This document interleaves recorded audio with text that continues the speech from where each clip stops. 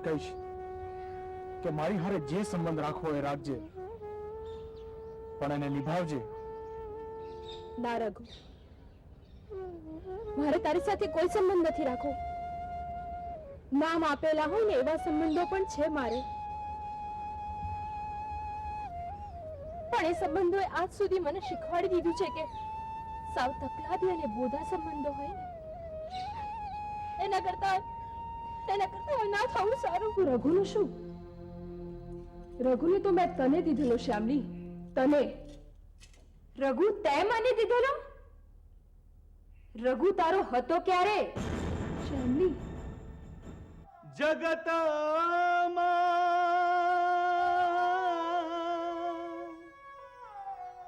કોઈ નથી રે મારું. આ મફતલાલ ભાઈ વિચિત્ર માણસ છે નહીં? ના, સરળ માણસ છે. ગાતા તો તમને આવડતું હતું, પણ તમે ના ગાયું. માણેકપુરમાં રાડો હતો બાકી આપણો. માણેકપુરમાં? હા, એટલે તું માણેકપુરનો?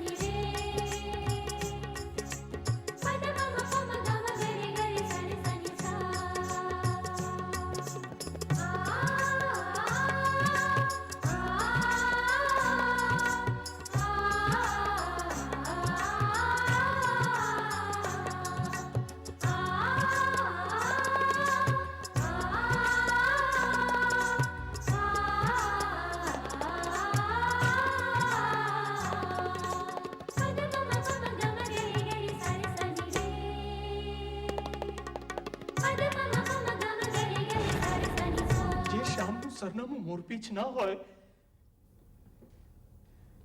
એ શ્યામનું સરનામું શોધવું ક્યાંથી?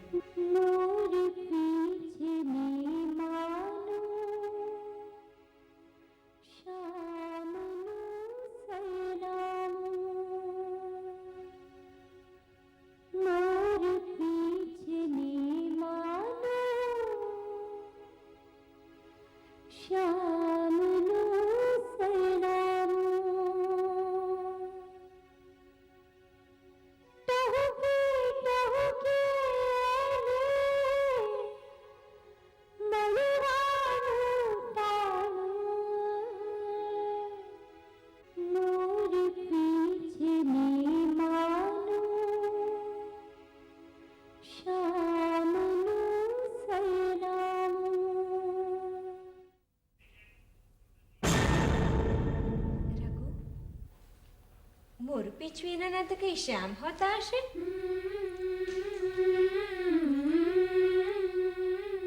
મોરપીંછ વિનાના શ્યામ હોય શ્યામલી? હા હોય. જો શ્યામે એનું મોરપીંછ કોઈને દીધેલું હોય તો. કોને? એ તો શ્યામ જાણે. શ્યામ તો એક છે અને એનું મોરપીંછ લેનારા તો અનેક છે. એ તો શ્યામ જાણે કે એને એનું મોરપીંછ કોને દેવું છે.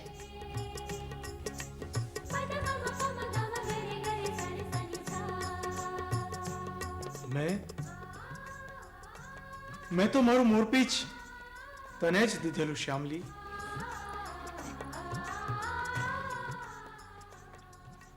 તું શ્યામ છે? ના, હું શ્યામ તો નથી, પણ એમ તો તુંય ક્યાં રાધા છે. તો શું થયું?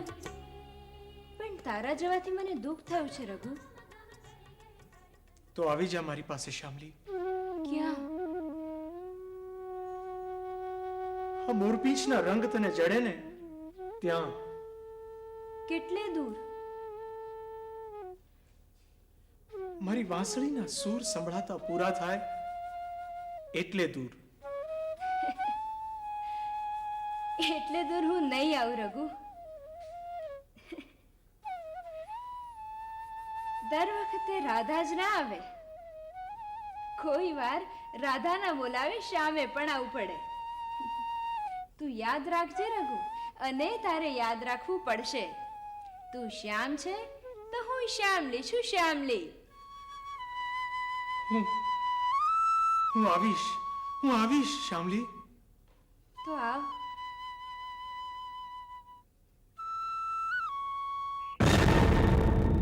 આ મોરપીંછ તારા હાથમાં? કેમ મારા હાથમાં કેમ ના હોય? સરનામા મોરપીંછના બદલાતા હોય છે અને શ્યામના પણ.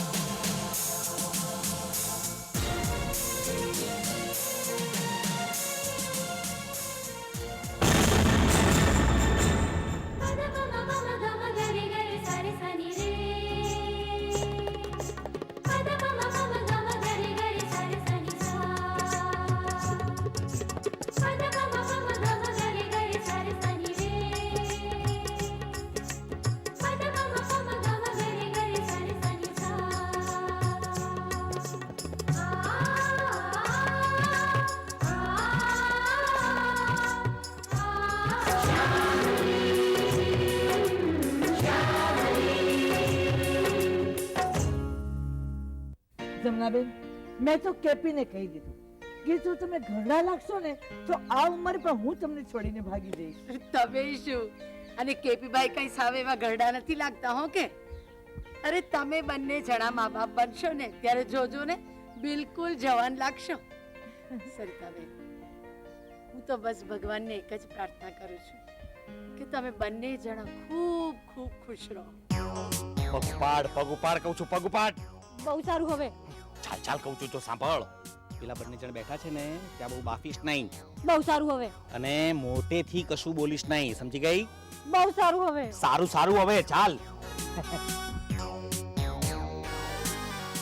જમના બેન, આ મારી સંતોષ, માર ઘરવાળી. ઘરવાળી એટલે હું એના ઘરમાં ભાડવાત તરીકે નથી રહેતો. ઘરવાળી એટલે માર વહુ સંતોષ. બહુ સારું. હવે છાના માના ઉભા રહો, મારી ઓળખાણ મારી જાતે જ આપી દઈશ. જમનાબેન, તમારું નામ ને? મારું નામ મધુ. આહા, મધુબાલા. ઓહો, તમે મધુબાલાને હું લલિતા પવાર મિલાવી દો. આજુબાજુના 50 ઘરોમાં જ્યારે કોઈ છોકરું જાગતું ના હોય ને તો એની માં એને કહે છે, બેટા ઝટ જાગ વરના સંતોષ આ જાયગી. મારું નામ પડે ને એટલે નાના નાના છોકરાઓ, ટેણિયા, ટાબરિયાઓ ચડ્ડી જબલું કાઢીને સીધા બાથરૂમની અંદર બેસી જાય. એવી આ સંતોષ. વાહ વાહ વાહ. સંતોષબેન, મને તમારા નામનો જરાય વાંધો નહીં આવે. કેમ ખબર છે? મારી દીકરી છે ને મોટી થઈ ગઈ છે. બહુ સારું. હવે તો આ કોનું? આ એની માનો. આમ તો એ જમનાબેન ની જોડે ગામડેથી આવ્યો છે. નામ છે એનું ગીગો. કેમ છે ગીગાભાઈ? મજામાં નથી. કેમ, શું થયું? મને છે ને ઓલા શાહરુખ ખાન પર દાંત ચડી છે.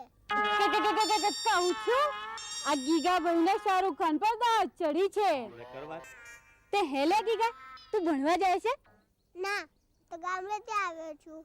લો બોલ્યા, ગામડેથી આવું છું. તે ગામડેથી તો હું આવું છું, પણ ભણેલી ગણેલી ખરી હો. તે સંતોષબેન, તમે કેટલું ભણ્યા હે? મારી પાસે માસ્ટર ડિગ્રી છે. હું સાયન્સ સ્ટ્રીમની સ્ટુડન્ટ હતી. મારા નામ અને બોલચાલ ઉપર ના જશો. આઈ એમ વેરી ઇન્ટેલિજન્ટ. આ સંતોષબેન બહુ હોશિયાર હતા.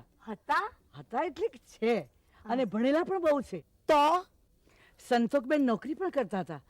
પણ મને કેન્સર થયું એટલે મારી સેવા ચાકરી કરવા માટે સંતોષે નોકરી છોડવી પડી. કેમ?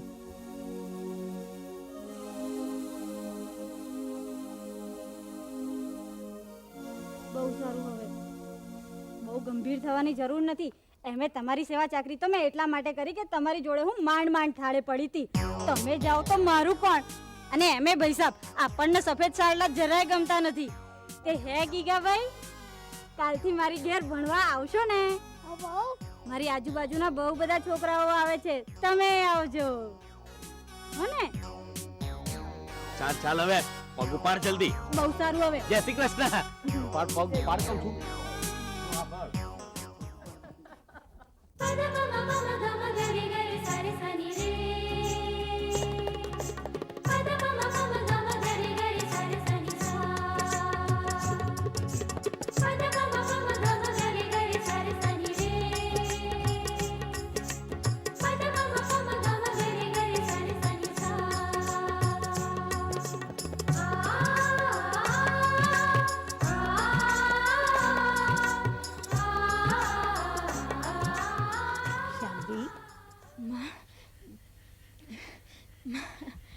શું છે બેટા? શું વાત છે? કઈ નહીં માં. માં તો બેસ ને. કઈ નહીં. એ દીકરી મા પાસે ખોટું બોલે અને એના મનની વાત છુપાવે ત્યારે સમજી જવું કે દીકરી મોટી થઈ ગઈ છે. હા માં, તારી દીકરી સાચે જ મોટી થઈ ગઈ છે. એક અજાણ્યાનો ભરોસો કરતી થાય એટલી મોટી થઈ ગઈ છે તારી દીકરી. એ ઉંમર એકદી માની આવી હોય છે બેટા. કયા અજાણ્યાના વિચારો કરતી હતી? બીજું કોણ હોય માં? રઘુના વિચાર કરતી હતી. રઘુ અજાણ્યો ક્યારથી બની ગયો? જે દીથી વિચારોમાં આવતો થયો. માં, આજે સ્ટુડિયોમાં એકલી બેઠી હતી ને બસ રઘુ મારી સામે આવીને ઊભો રહી ગયો. માં, અમારી બે વચ્ચે આવા સંબંધ તો નહોતા ને કે એ આમ અંધારામાં મારી સામે આવીને ઊભો રહી જાય ને થોડી વાત કરીને અંધારામાં જ ઓગળી જાય. શામલી, રઘુ સાથે લગ્ન કરવા છે? માં, એક દિવસ તો કોકના થવાનું જ છે ને. એ કોક દિવસ કોકના બનવાનું આવશે તો પરણી જઈશ માં. અત્યારે આવા વિચાર નહોતી કરતી. તું તારી વાત કર ને માં. શું? એ જ કે કોકદી તું પણ પહેલી વાર શરમાઈ હોઈશ માં. તારા પણ લગ્ન થયા હશે. થયા હતા. મારી આસપાસની બધી છોકરીઓના લગ્ન થાય એમ મારાય લગ્ન થયા હતા. મેં કર્યા હતા ખરા.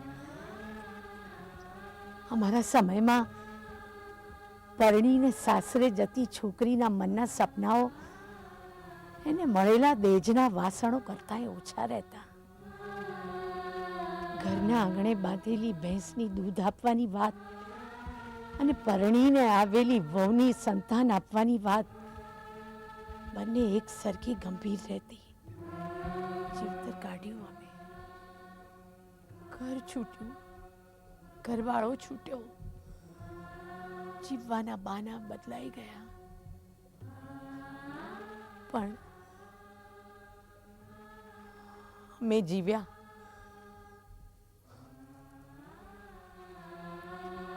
માં, નિરાશ છો તમે? ના બેટા, આવું બધું નહીં વિચારવાનું. વાત સંતોષની છે અને મને સંતોષ છે. હા, આજે મફતલાલ અને સંતોકબેન આવ્યા હતા. સંતોકબેનના અવાજમાં અને એમની આંખોમાં જે જીવતર મને દેખાયું એ જીવતર મારે તારી આંખોમાં જોવું છે. મફત કાકાને એક સમયે કેન્સર હતું.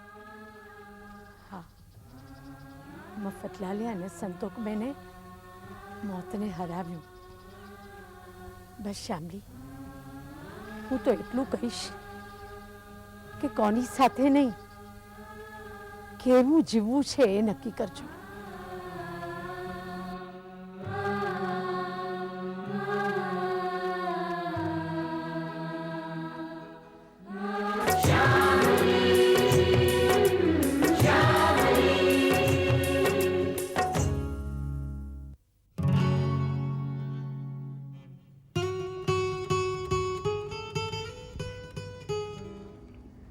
રઘુ જીવવાની એક સ્ટાઇલ હોવી જોઈએ. શું સ્ટાઇલ? જીવવાની એક સ્ટાઇલ સ્ટાઇલ હોવી જોઈએ. હમ. એવું કાક આવ્યું તમારા તરફથી? યાદ રાખજે, જે કંઈ આવ્યું ને એ પ્રેમથી આવ્યું છે, મારા તરફથી. હે મીનાક્ષી, પ્રેમથી આપવાનું એટલે આવું આપવાનું? શિખામણ? શ્રીધર શેઠ જુવાનિયા છે. અરે કોલ્ડ ડ્રિંક મંગાવો, કોલ્ડ ડ્રિંક. જુવાનિયા છે એટલે? આપણે વચ્ચે ના પડાય. ના ના, જુવાનિયા છે એટલે આપણે કોણ છે? હે, જવાબ આપણને આપણા માથાઓએ આપી દીધો છે ભાઈ. કાકા, માથે ટાલ પડી જાય કે થોડા ઘણા વાર ધોળા થઈ જાય એનો અર્થ એ ન કહેવાય કે આપણે ઘરડા થઈ ગયા. શું કાકા, आदमी दिल से जवान होना चाहिए क्या? કેવી લાગી આપણી સ્ટાઇલ? હા, માથામાં વાગી. યુ નો શ્રીધર શેઠ, તમે ક્યારેક છે ને જૂની ફિલ્મોના જૂના હીરોની જેમ સ્ટાઇલો મારો છો. એક વાત કહો શ્રીધર શેઠ, તમને જૂની ફિલ્મો જોવી ગમે? ના, કઈ ખાસ નહીં. અને રઘુ તને? અરે ગમે ને, બહુ ગમે. ગુજરાતી ફિલ્મો વધારે હો. પણ અમારું ગામ નાનું હતું, ત્યાં સિનેમા ના આવે, એટલે અમે છે ને ઠેઠ બાજુના શહેરમાં પિક્ચર જોવા જતા. હા, એક પેલી ફિલ્મ નહોતી આવી, અમે પ્રેમમાં અંધ, એકબીજાના દિલમાં બંધ. હાય હાય, શું પિક્ચર હતી એ! ફિલ્મ મેં 15 વાર જોઈ હતી હો. પૂછો કેમ? કેમ? એ ફિલ્મમાં અમારા ગામનું, અમારા માણેકપુરનું નામ આવતું, એટલે મેં એ ફિલ્મ 15 વાર જોઈ હતી. એ ફિલ્મમાં હીરો હિરોઈન ને કહેતો, રાધા, મેં આખી દુનિયા જોઈ છે, હાથ દરિયા પાર જઈને આવ્યો હું, પણ તારા જેવી રૂપના અંબાર જેવી છોડી નહીં દેખી હો. હેડ રાધા, હેડ મારી હારે હેડ, હું તને મારી વહુ બનાવી, તને મારી હારે લઈ જાઉં. અરે આખા માણેકપુરની સોડીઓ આમ જોતી રહી જશે. હેડ મારી હારે હેડ. અરે હીરો જ્યારે હિરોઈનનું નામ રાધા એવું કહીને બોલતો ને, તારે જાણે મીઠું પાન મમડાવતો હોય ને મોંમાં નાખીને, એવું લાગતું. રાધા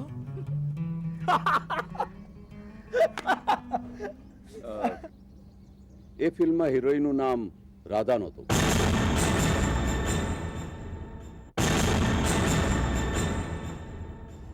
તો મને યાદ છે ત્યાં સુધી એ ફિલ્મમાં હિરોઈનનું નામ રાધા તો નહોતું જ.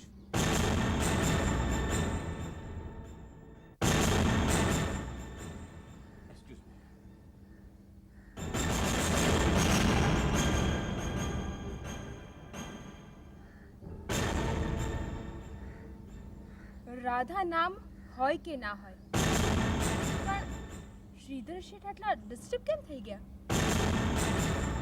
હિરોઈનનું નામ રાધા નહોતું તો શું હતું? પણ અમારા ગામનું નામ, માણેકપુરનું નામ સાંભળીને બીજી વાર પેલું ડિસ્ટર્બ. હા, એ થઈ ગયા. વાત મજાની.